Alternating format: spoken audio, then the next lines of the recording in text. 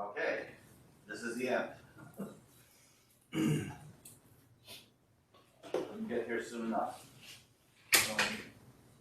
All right. So, yeah, I wasn't feeling so good on Tuesday. Then I realized that when I looked at the notes I had for Tuesday, it would have been difficult to stretch it into a full class period. But I figured between that material and whatever time spent answering questions about the final, that just might fill a full class period. So we'll see how it goes. All right. So just one more root finding method. We've seen bisection, we've seen fixed point iteration, and we've seen Newton's method. And Newton's method is certainly the one that is most rapidly convergent, quadratically convergent. But one of the drawbacks, not the only one, but one of the drawbacks, as I mentioned last time, was that each iteration of Newton's method is relatively expensive compared to other methods because you have to evaluate the function f of x you're trying to find a root of, and its derivative. And depending on the function, that can be more expensive than evaluating f itself. So what I'm showing you here is a modification of Newton's method, known as the secant method, that gets around that disadvantage. So if you look at what we have here, this iteration, xk plus 1 equals xk minus f of xk divided by this. Now, this is very similar to Newton's method. Newton's method is exactly this, new x equals old x minus f of x over f prime. So all I've done here is replace f prime at xk by this expression, which is a finite difference formula that you may recall from the beginning of chapter 9. So you can think of this as a backward difference. We want f prime at xk, and we're using f at the previous iterate, xk minus 1, and divided by the difference in x value. So this is exactly equal to the derivative of f at some point in between these two. So if the x's are converging, this expression is actually also converging to f prime, becoming closer and closer to f prime of xk. So in other words, this approximate Newton's method is converging to what Newton's method would give, in a way, as the iteration proceeds. So there's no need to evaluate f prime anymore, and we're just evaluating f. This evaluation of f would have happened during the last iteration. So there's only one new evaluation of f each iteration. So in that sense, the efficiency per iteration is comparable to that of bisection or fixed point, just one function evaluation per iteration. Now, what I've done here, from here to here, is just algebraically rearrange this expression. Because here we have a fraction divided by a fraction. So instead of multiplying by the reciprocal of that fraction, and so this is the typical form of writing the secant method. Okay, so but the thing is, what we have now is xk plus 1 depends on xk and xk minus 1. So what that means is, since each iteration now depends on, each iterate depends on the previous two, we need two initial guesses just to get the ball rolling. So, now one thing to keep in mind is, so it can be shown that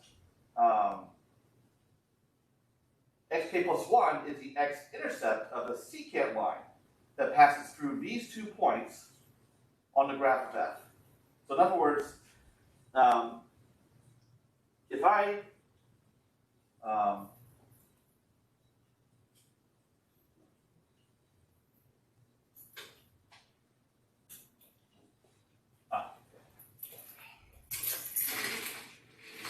Someone got stopped in the middle of a party. oh, There was a lot of people having to. oh. Mm-hmm. So if I consider this, or you talk about traffic too, I guess. All right, glad you both can make it.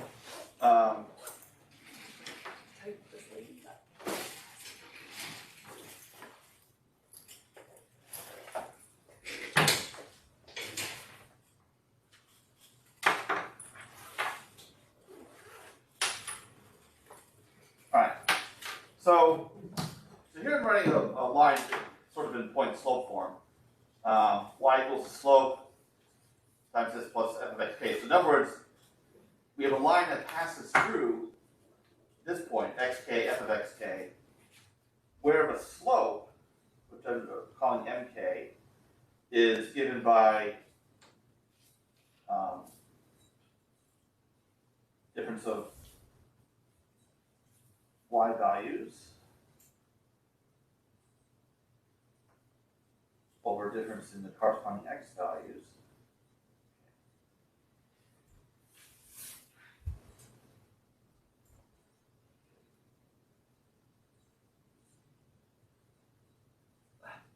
All right. So what we do is, if we set y equals 0,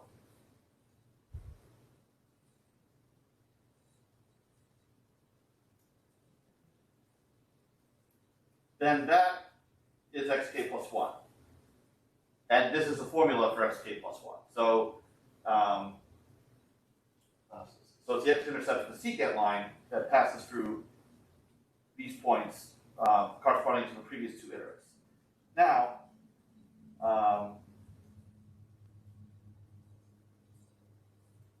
the contrast of Newton's method is the x-intercept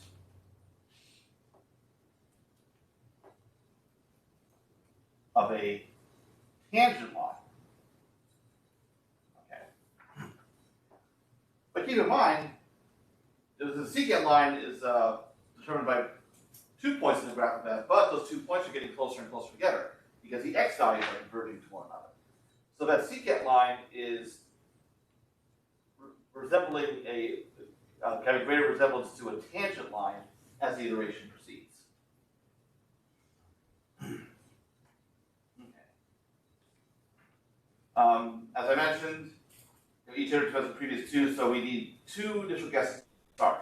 Common practice is if you choose an initial guess x0 using the same kind of logic as you would for Newton's method, you might choose x1 to be a small perturbation of that first initial guess. Or if you know that the root lies in an interval, so instead of using bisection, you might use the endpoints of the interval as your 2 initial guesses. All right. Now, as I mentioned last time, Newton's method, the order of convergence is 2. It's quadratically convergent. Here we have superlinear convergence. And oddly enough, the order of convergence is not an integer. It's the golden ratio. It's 1 plus square root of 5 over 2, so 1.618 roughly. And let's see, I want to take a look here. I don't recall if I know sadly I don't remember certain things from my own book, but check here real quick. If I actually discuss that, or if I assign it as homework. Okay.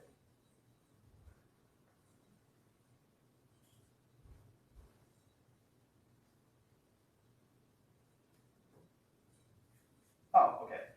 Actually, I will show that. I need to unshare and reshare.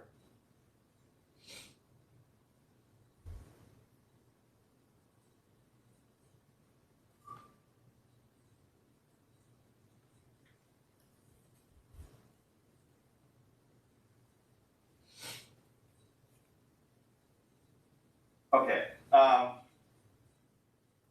So one thing that is worked out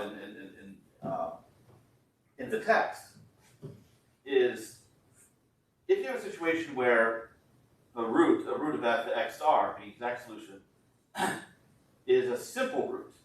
So in other words, the derivative at that point is non-zero. Then using the mean value theorem, it's possible to prove that the new error is less or equal to this constant times the previous error. Now that suggests linear convergence. But the value of alpha here that affects this constant is somewhere between 0 and 1/3. So, and strictly less than 1/3. If you plug in alpha equal 1/3, then it's this constant would actually be equal to 1. We want it to be less than 1 for linear convergence.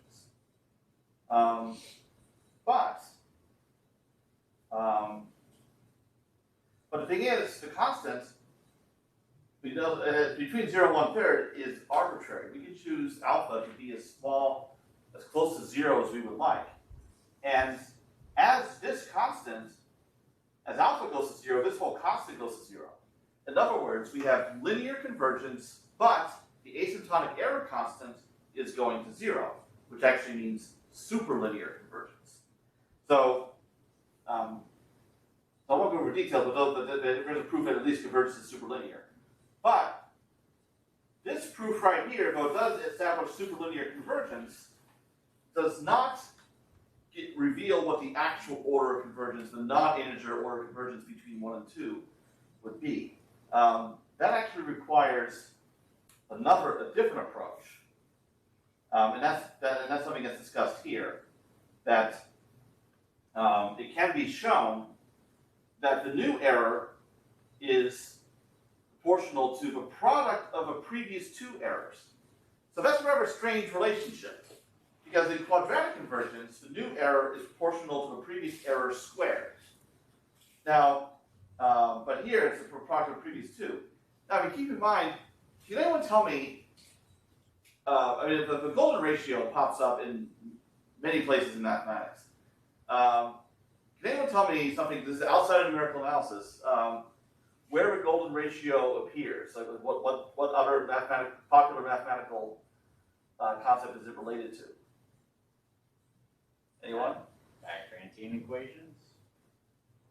Well, yes, but I'm thinking of something else. The ratio of consecutive Fibonacci numbers? Yeah, Fibonacci numbers.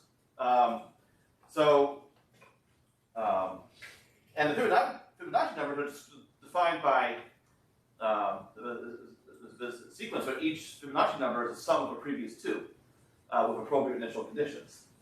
And that ends up playing a role here, that if we use this relationship, each error is proportional to a product of the previous two, to try to figure out what the order of convergence would be, this number r. So this is what we really want to figure out, because for some number r, this is supposed to be converging to a constant. So then if we work out from these relationships what r must be, then we do in fact get the golden ratio in that case. So this is an argument that shows why it turns out to be not just superlinear, but having that order of convergence. So what does this mean in comparison to Newton's method? So yes, Secant method does not converge quite as rapidly, but it's not much less. And you also have to take into consideration that although Secant method may require somewhat more iterations in Newton's method, each iteration costs less because you're only evaluating f instead of f and f prime. So I can show you an example. So apply to the same function, x squared minus 2, which has the root square root of 2. Here we have Newton's method with an initial guess of 1, and we see that, of course, Newton's method converges very rapidly. Once you get to x4, you're pretty much there. Here's your error, it's extremely small. So what if we try the same example with Secant method? Knowing that it converges a little more slowly, what's the practical effect in terms of number of iterations? So you need two initial guesses, x0 and x1. So then you perform, again, 4 iterations. In fact, so the number of actual iterations using that secant method formula was no different in this case. And it's still significantly better than having linear convergence, like what you get from fixed point iteration. So, we're still talking like single digit number of iterations. And just keep in mind, when it's quadratic convergence, the number of correct decimal digits roughly doubles from one iteration to the next. And you can see that here in a Newton's method example. You see how many zeros we have in our error. 1, 2, 5, many. Looks like about 10. So it's again roughly doubling. So you can make a similar statement about the secant method, that the number of correct decimal digits falls short of doubling, but increases by a factor of roughly 1.6. So if you can only expect like maybe 15 or 16 decimal digits of accuracy because of unit round-off error, and so you don't have to multiply by 1.6 very many times to get to that. So both methods would require maybe 5 to 7 iterations in total. Okay. So that's why the secant method is often preferred over Newton's method, even though it's not the one with the highest order convergence. Because when you take everything into account, like the total amount of work, yes, more iterations, but less cost per iteration, and the number of iterations is maybe only slightly greater or maybe even equal, secant method wins in that case.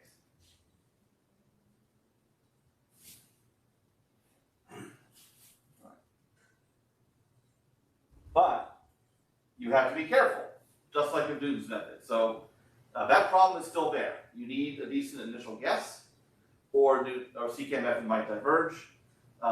Also, a secant method has the same problem as Newton's method in the case of non-simple root. So if f prime is 0 at the root, or very small, you can expect slower convergence. So can't get around that so easily.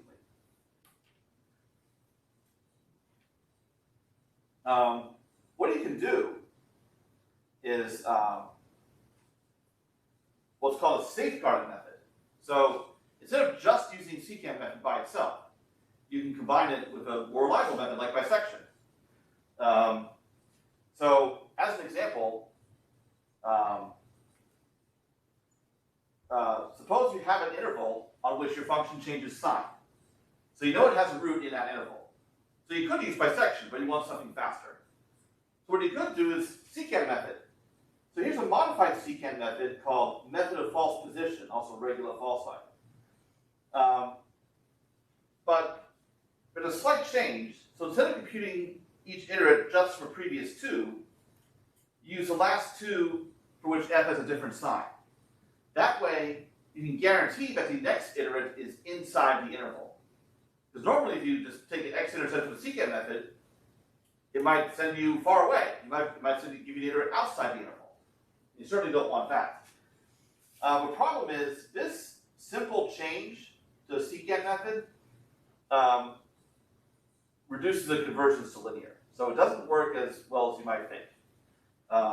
And that is discussed, actually, it's in the next section, 10.5, improvements to root finding methods, which I'm not covering, but I want to mention it in case anyone is interested.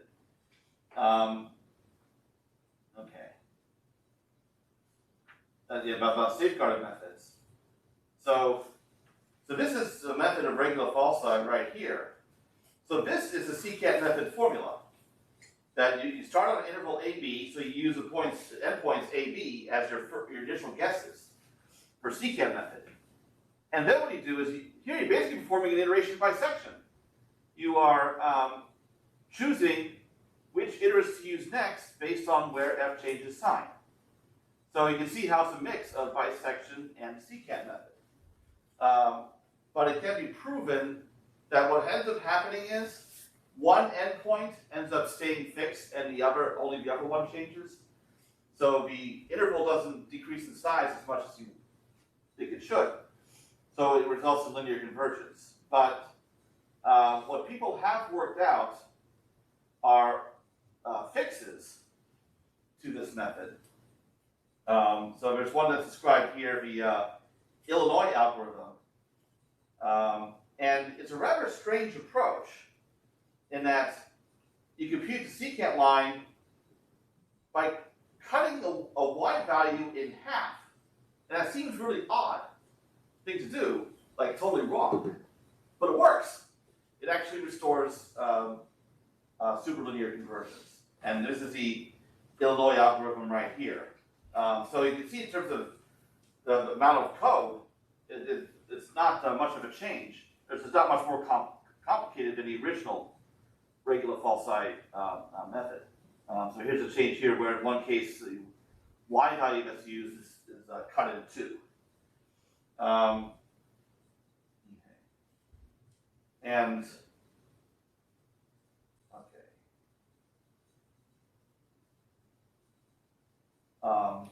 okay, then here's another modification that I won't get into right here, but that also helps speed up the convergence. Okay. So root finding methods implemented in mathematical software packages don't simply implement Newton's method or secant method or fixed point as is, that they combine properties of these methods that are covered in, or other methods like them, or maybe making some other tweaks to speed up convergence and also improve reliability of the method. Because it's very important in such packages that if a root is known to exist in a certain interval, that it's got to find it and find it quickly. So there's a very high premium on reliability in that kind of software. Okay. Are there any questions about secant method?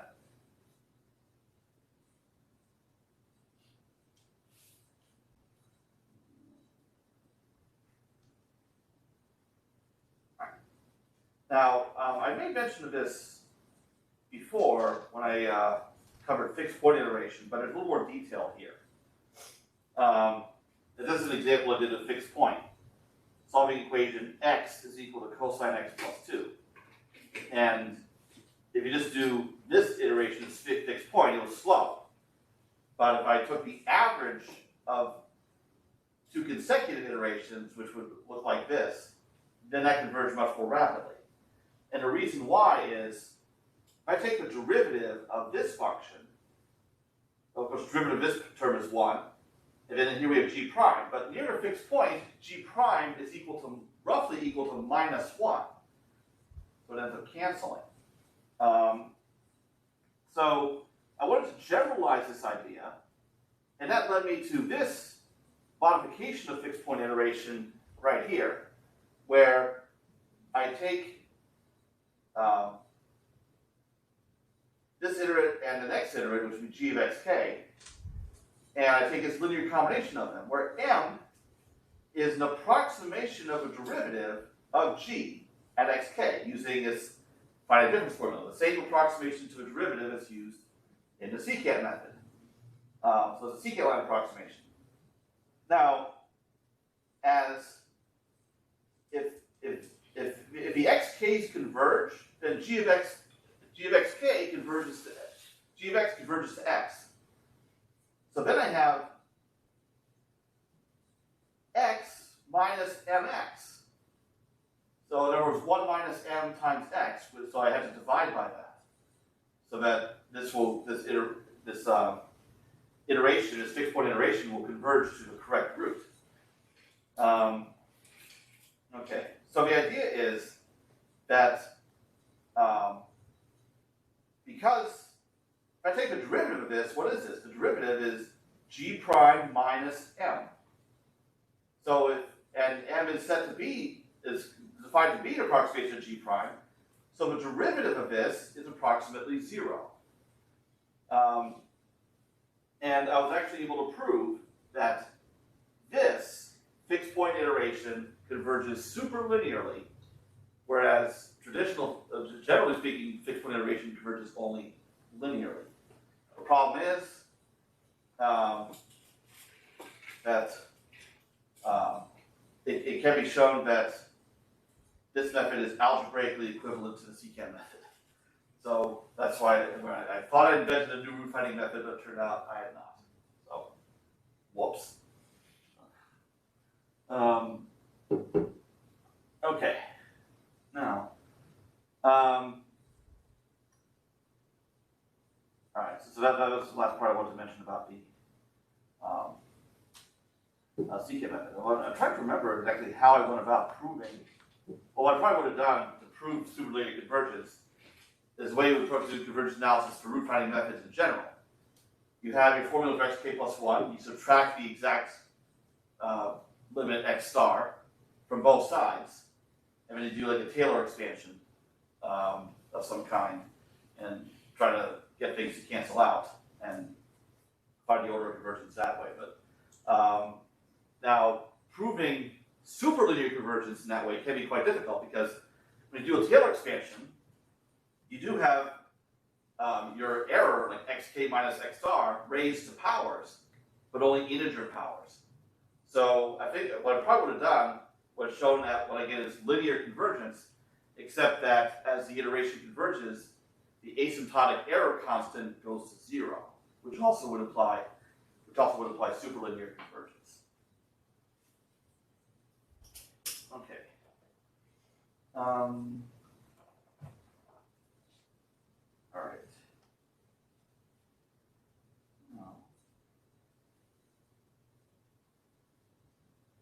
I think I'm trying to remember here, but unfortunately it was like 6 years ago when I worked on this, showing that this is equivalent to the secant method, because here it's solving x equals g of x by fixed point iteration.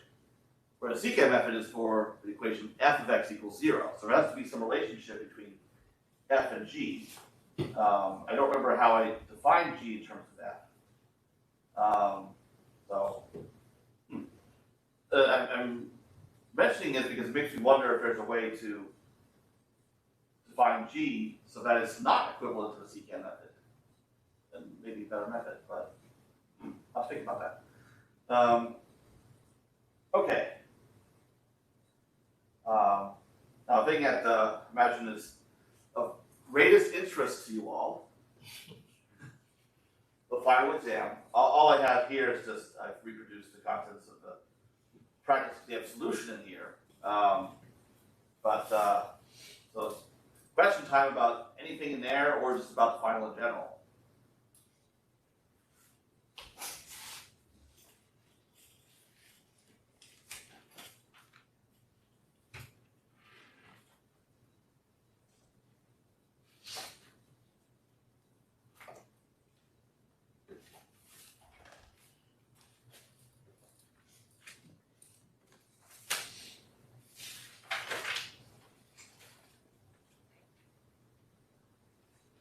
Will there be a section of questions, the rapid fire questions, like on the midterm?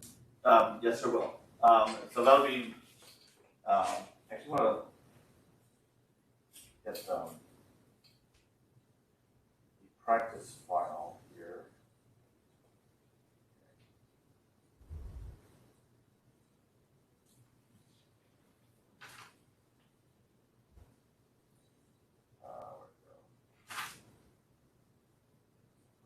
Oh, okay. So here, for undergrads, okay, there's 8 problems in total. So for undergrads, regular problems like what you see here, total of 50 points. For graduate students, have to try 6 of the 8 points each, so 48 points. So for the lightning round, the remainder of 100 points will be accounted for by those questions.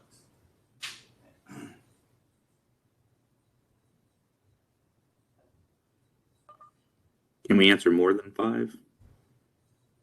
Sorry, what? Oh, can you do more than 5? Yes, I am. Well, so what I would do is first determine your score. If you work out more problems than required, I will first look at. I will grade everything you do, and take a look at, like, for a graduate student, like your your best 6. I am open to giving extra. And I know some students might need that.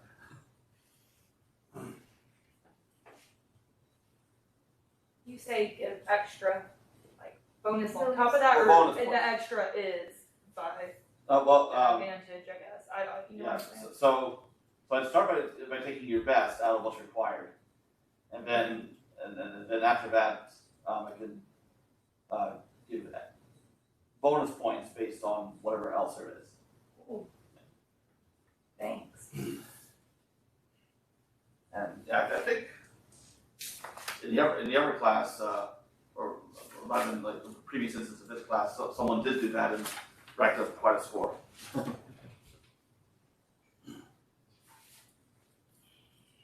Figure if you're not happy with your homework grade, this is one way to make up for it.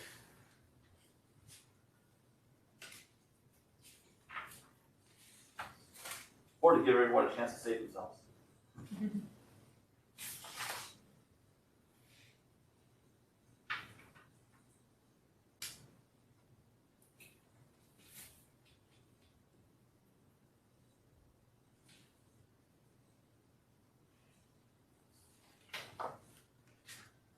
Actually, hold on a second, you need to unshare for a moment. Oh, yeah.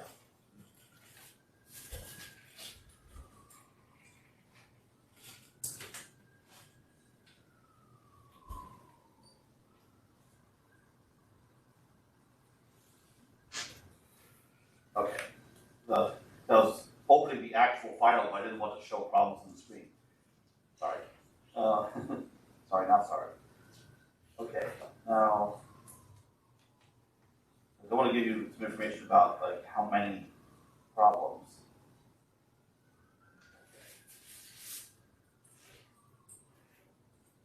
Okay, so this is the actual introductory page of a lightning round for the real final. So 25 questions in total, but if you're undergrad, you only have to do 10. If you're a bachelor, you only have to do 13.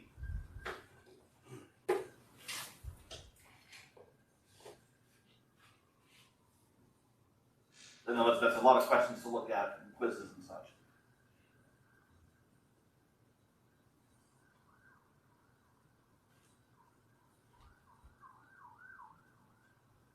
Overall, it's still 100 points. Sorry, what? Overall, it's 100 points. Yeah, based on what's required, it adds up to 100. But someone who goes beyond that can get a score above 100. Is this the same kind of idea with the lightning round too, or What? just the normal round? Like this Oh, one. yeah, but okay. These are the point totals for lightning round. So for undergrad, you got to do 5 regular problems. They're 10 points each, and then 10 lightning round problems. They're 5 points each Right. for a total of 100, and then different picture for graduate students. Yeah, but the extra lightning round Yeah. questions. You can do all the extra you want. Okay, and they're still a bonus. Yes. Okay. Good clarification.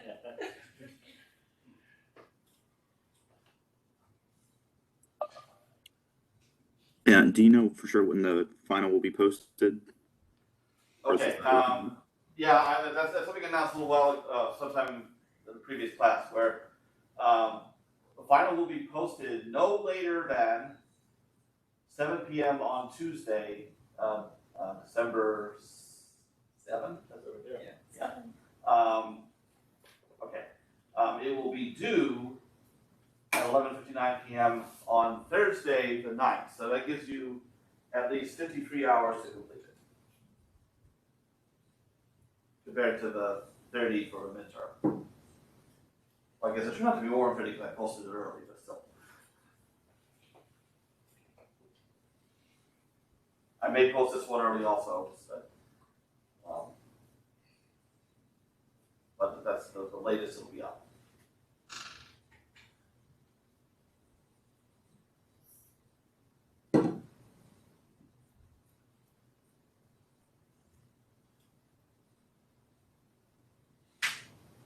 Anyone have any issues looking over the practice?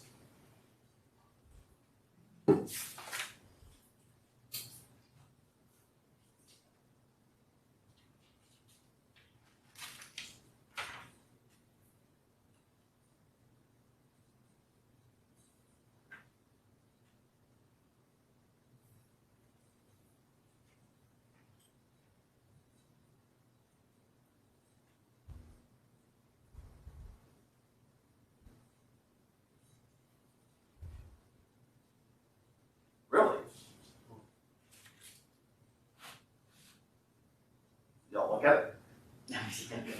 Okay. Making sure. Are there any anticipated places you expected us to trip? Like, is there somewhere in here, maybe, I don't know, I haven't had time to look at it. I wasn't trying to get tricky, I'll put it that way. I mean, some things could be a pain, like, for example, if I look at, I think there's a problem on this point. Number 6, I think.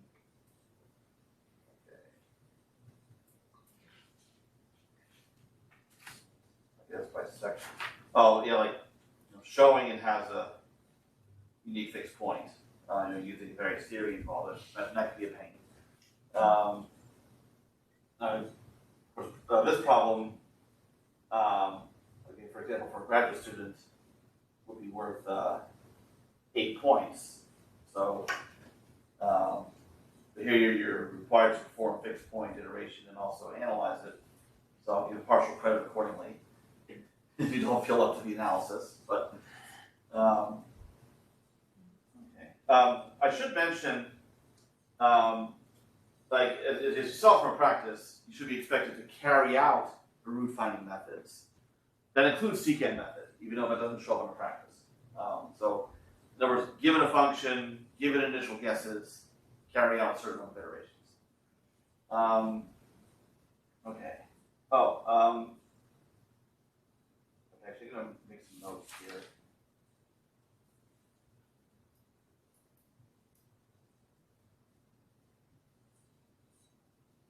Okay.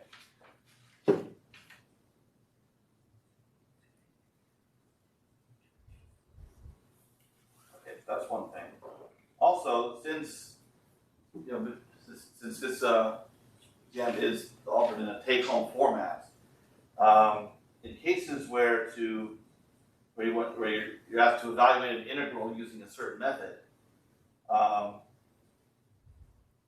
you can do that in MATLAB, like to check your actual number.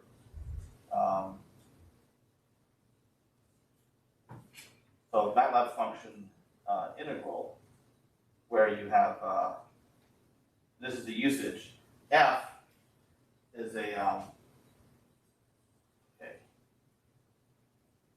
So to evaluate the integral of f on the interval AB, where f is a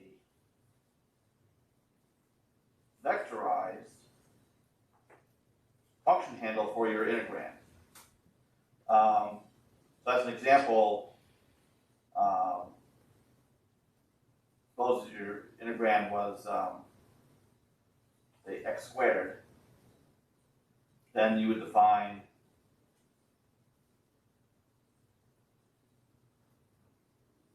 f is a function of x dot squared. So in other words, you want to make sure that it works.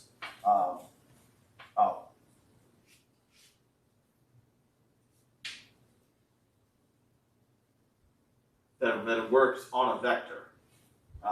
So the integral function requires that.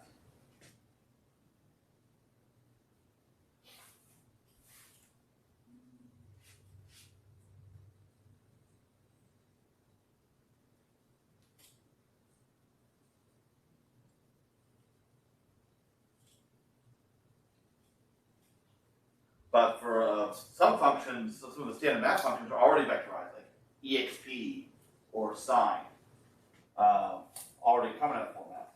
I'll give you another example. I'll say x e to the x.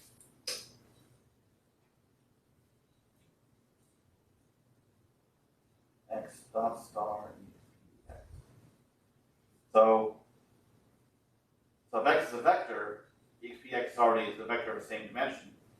But to multiply with x, you got to use dot star for component-wise multiplication of vectors. At least that way you can make sure that your results is at least in the ballpark.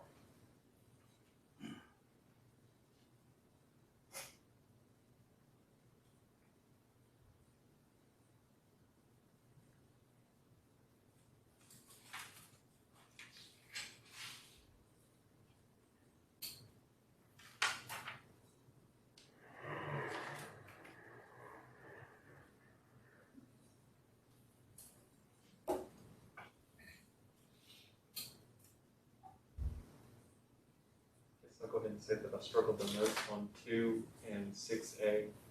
2 and 6A, those were ones that were, Yeah. okay. Oh, yeah. Yeah, that was pretty lengthy. Okay, actually, I can offer a shortcut for Lagrange. Okay.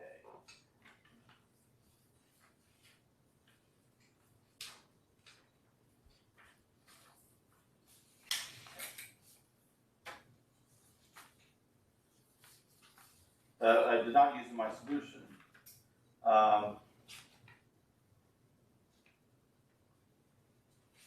So since the points involved, look at the multiples of h. -1, 0, and 2.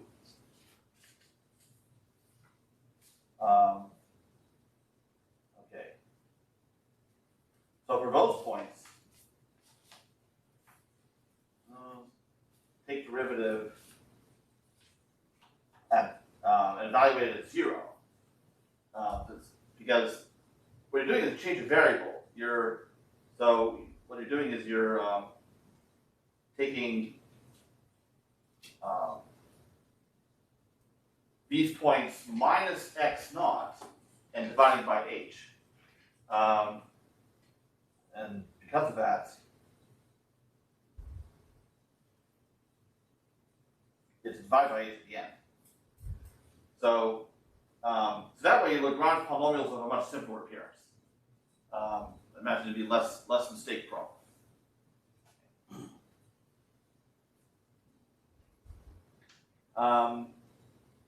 And then for okay.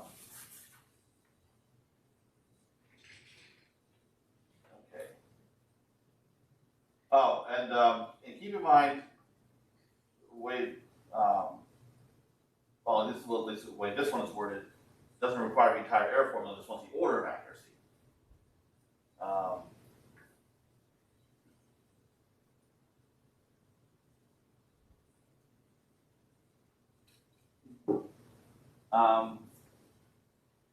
So there is a formula for the error of the derivative,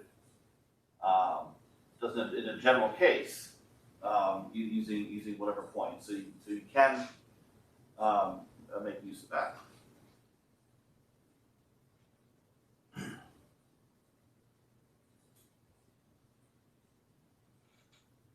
Are there any questions about this one?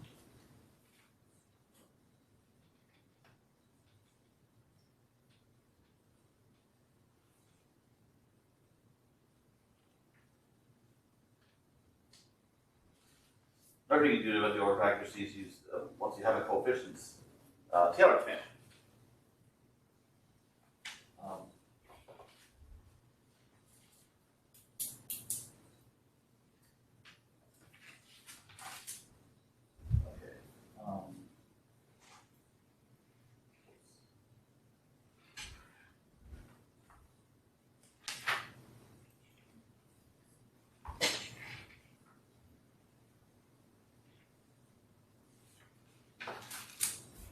That second part of it from Taylor's theorem, ...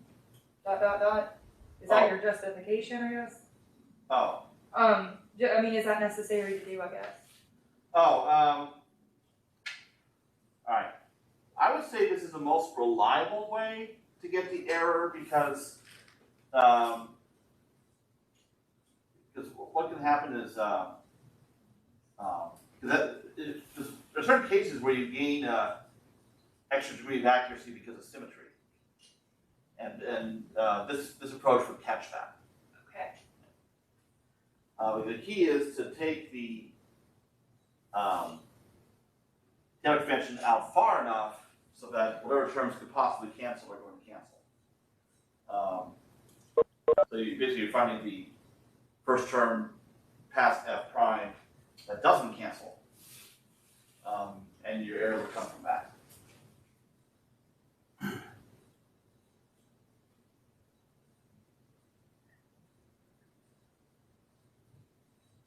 Yeah, that's like what happens here, for instance. And really just. Oh, wait, something. Oh, okay. So what happened in this case is here we had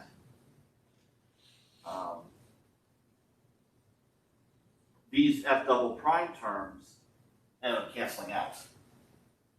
So the terms that were left were order h cubed divided by h. So it ends up being second order accurate.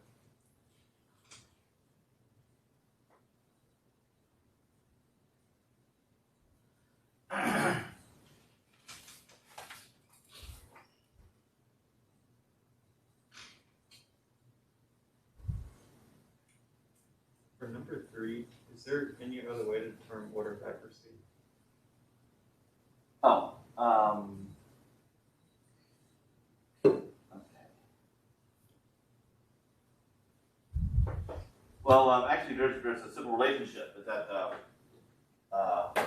however many rows and columns there are in your Romberg table. So in this case, you have a 3x3 Romberg table, but the order of accuracy is twice that. So, okay, so the question in this case, okay, so it asks for 6 order accuracy, so you know you gotta go out to 3. Okay. So really, actually, I'm making a note there. Dang it.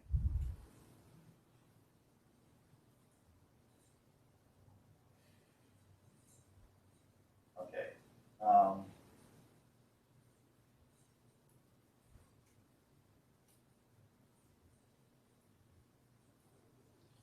Right. So you know you need to do that, you need to try to flow rule that many times at the start, and then that'll give you enough data to do whatever extrapolations you need to get to that order of accuracy.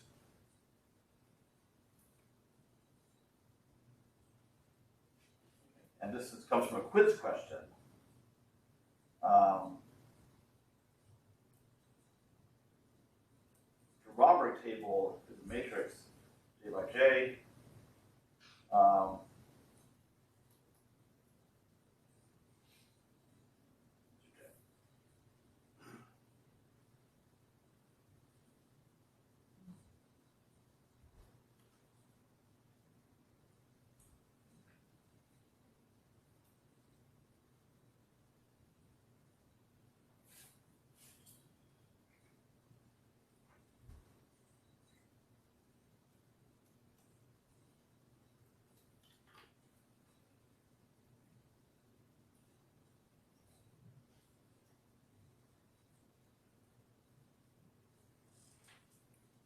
Okay.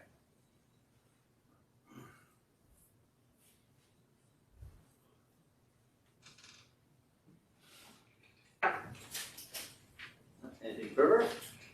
So that a good amount of time.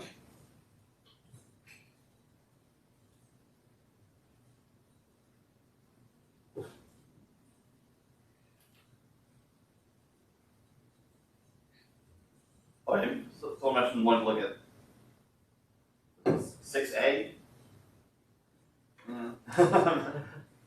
That is a doozy. For the first candidate for someone to skip. Okay. Alright. So, okay, so first, showing existence and generative functions we deal with are all going to be continuous. That's not really the interesting part of this. And here you're given an interval. So what you want to do is, if you want to know whether G, this is probably the strangest part here, showing that if you choose any x in AB, the G of x will also be in AB. So the most reliable way to do that, okay, so I'll make a note here.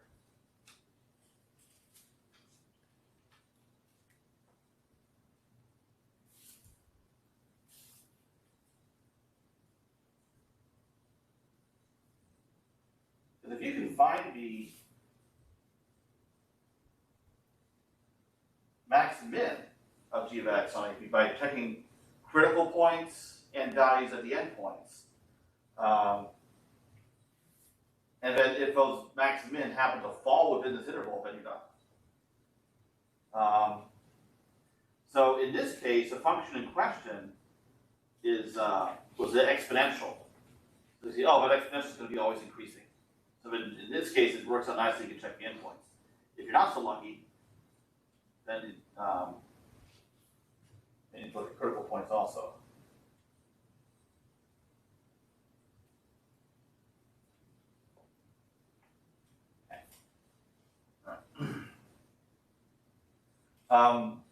Once you have that, okay, then you gotta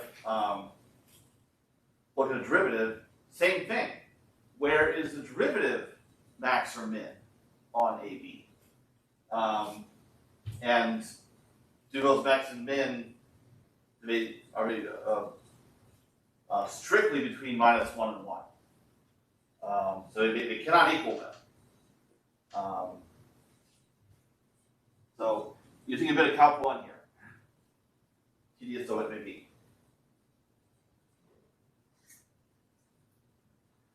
Okay, so this part shows existence of a fixed point. This establishes uniqueness of a fixed point.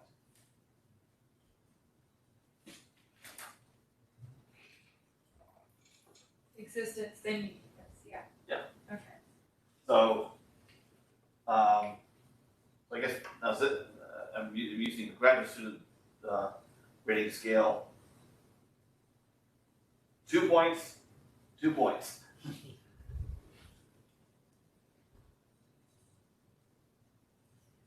It's approximately 2 or 3 points for an undergraduate. So.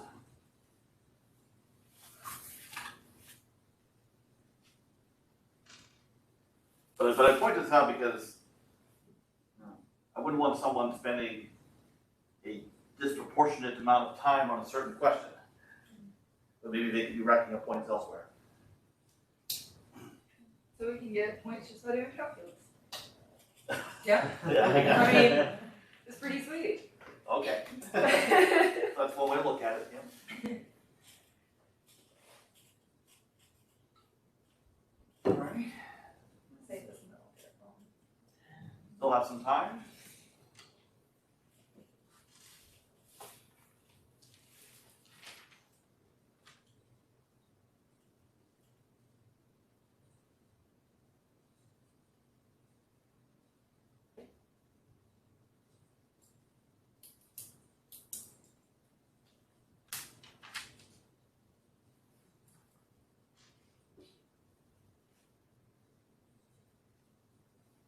And once the final's in progress, and if you need to, you can try your luck asking me a question. I may say, depending on the type of question, that's not something appropriate for an answer, but certainly I would not want a situation where the question itself is unclear.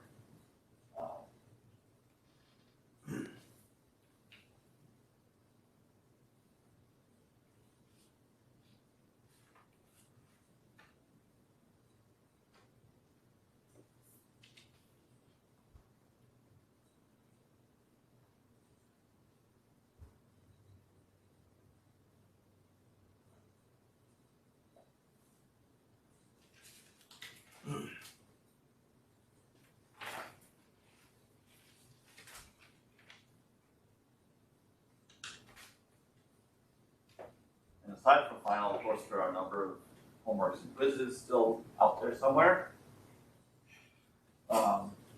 Number 10, all gotta come in. So I expect to have a fun weekend after that.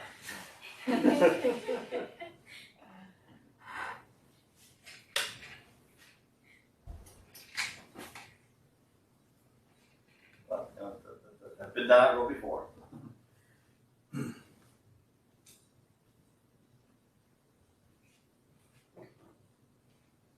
Okay. Last chance for any questions.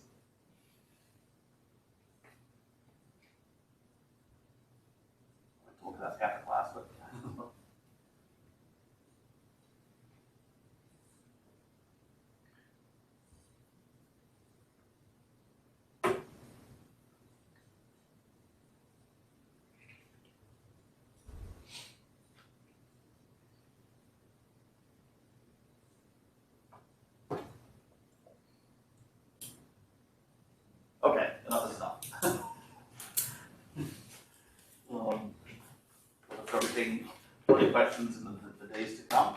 Dr. Landers, I wanted to wait and see if anyone had exam stuff first, but I do have one homework, is that okay? Okay. Oh, yeah, I mean, I'll take over more questions too, but. Okay, I just felt like that was more significant, so I was gonna wait. Okay. But, I started 954. 954. Uh-huh.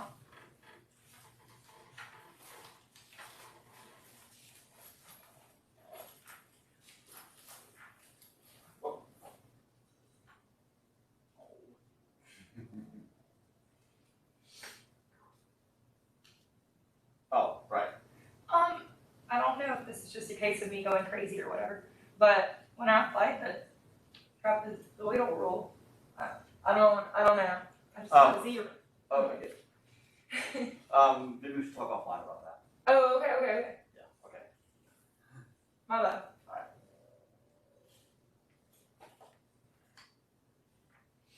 Other questions on the final or homework?